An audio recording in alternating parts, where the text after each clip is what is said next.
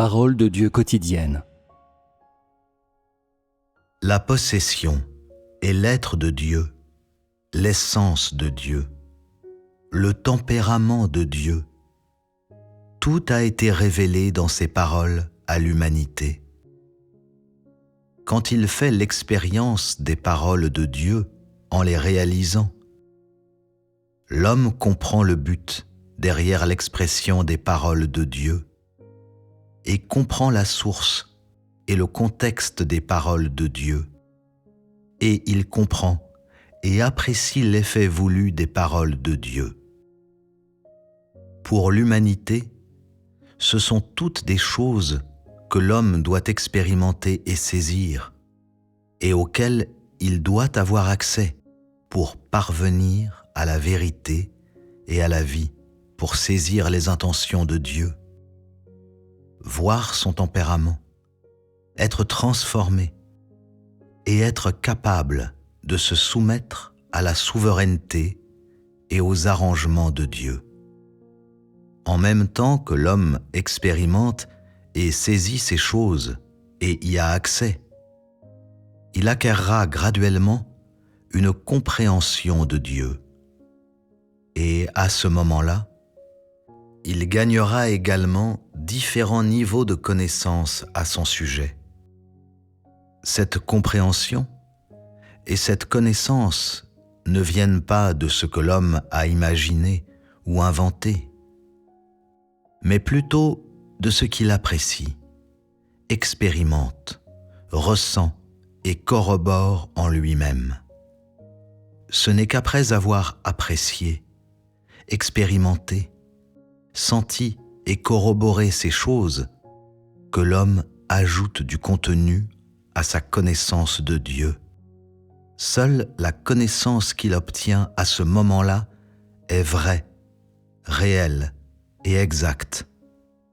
Et ce processus d'atteindre une compréhension et une connaissance authentique de Dieu en appréciant, expérimentant, ressentant et corroborant ses paroles n'est autre que la vraie communion entre l'homme et Dieu.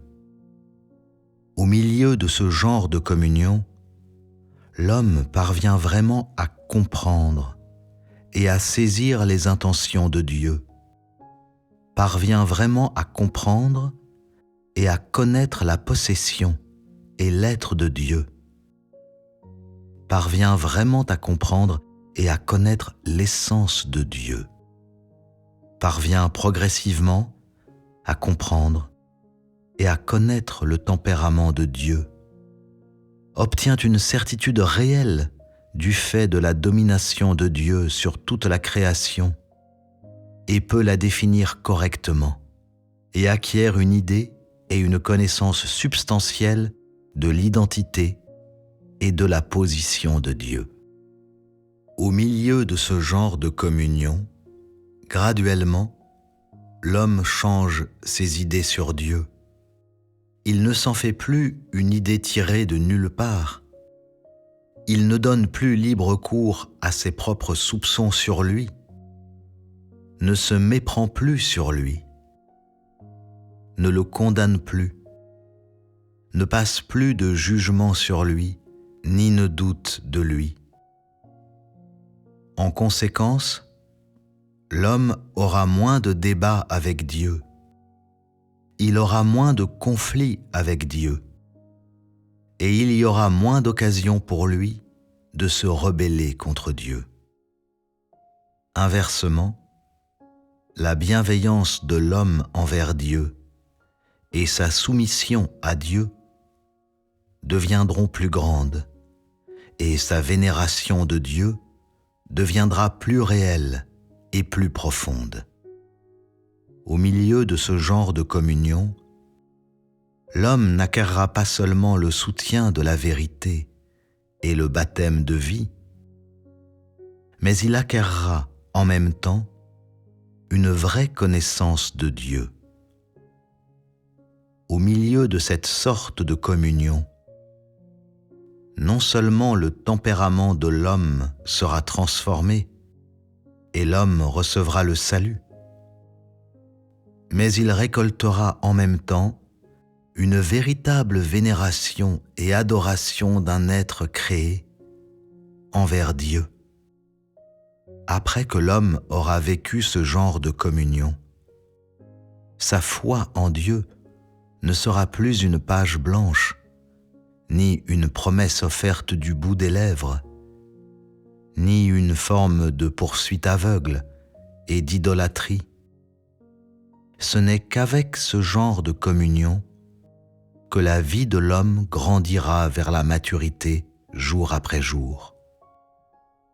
Et ce n'est qu'à ce moment-là que son tempérament se transformera peu à peu et que sa foi en Dieu passera progressivement d'une croyance vague et incertaine à une véritable soumission et une véritable bienveillance, à une vraie vénération. Dans sa quête de Dieu, l'homme progressera aussi graduellement d'une attitude passive à une attitude active, de celui qui subit l'action à celui qui agit positivement. C'est seulement avec ce genre de communion que l'homme parviendra à une vraie compréhension et un vrai entendement de Dieu, à une vraie connaissance de Dieu. Parce que la grande majorité des gens ne sont jamais entrés dans la vraie communion avec Dieu, leur connaissance de Dieu s'arrête à la théorie, aux lettres et aux doctrines. C'est-à-dire que la grande majorité des gens, peu importe combien d'années ils ont cru en Dieu, en ce qui concerne la connaissance de Dieu, sont toujours au même endroit où ils ont commencé, bloqués au fondement des formes traditionnelles d'hommage, avec leurs fioritures de couleurs légendaires et de superstitions féodales. Que la connaissance de Dieu qu'a l'homme soit ralentie à son point de départ signifie qu'elle est pratiquement inexistante. En dehors de l'affirmation par l'homme de la position et de l'identité de Dieu, la foi de l'homme en Dieu est toujours dans un vague état d'incertitude. Cela étant, quelle qualité de vénération l'homme peut-il avoir pour Dieu? Peu importe que tu crois fermement en son existence, cela ne peut pas prendre la place de ta connaissance de Dieu, ni de ta vénération de Dieu. Peu importe de combien de ses bénédictions et de sa grâce tu as bénéficié, cela ne peut pas prendre la place de ta connaissance de Dieu. Peu importe à quel point tu es disposé à tout consacrer et à tout dépenser pour lui, cela ne peut pas prendre la place de ta connaissance de Dieu. Tu es peut-être devenu très familier avec les paroles qu'il a prononcées, ou tu les connais peut-être même par cœur et peux les réciter en rétro d'un trait. Mais cela ne peut pas prendre la place de ta connaissance de Dieu. L'homme peut être très résolu à suivre Dieu, mais s'il n'a jamais vécu une véritable communion avec Dieu, ou s'il n'a jamais fait une véritable expérience des paroles de Dieu, alors sa connaissance de Dieu ne sera qu'un simple vide ou une rêverie sans fin. Tu as pu frôler Dieu en passant, ou l'avoir rencontré face à face. Ta connaissance de Dieu sera toujours nulle et ta vénération de Dieu pas plus qu'un slogan inutile ou un idéal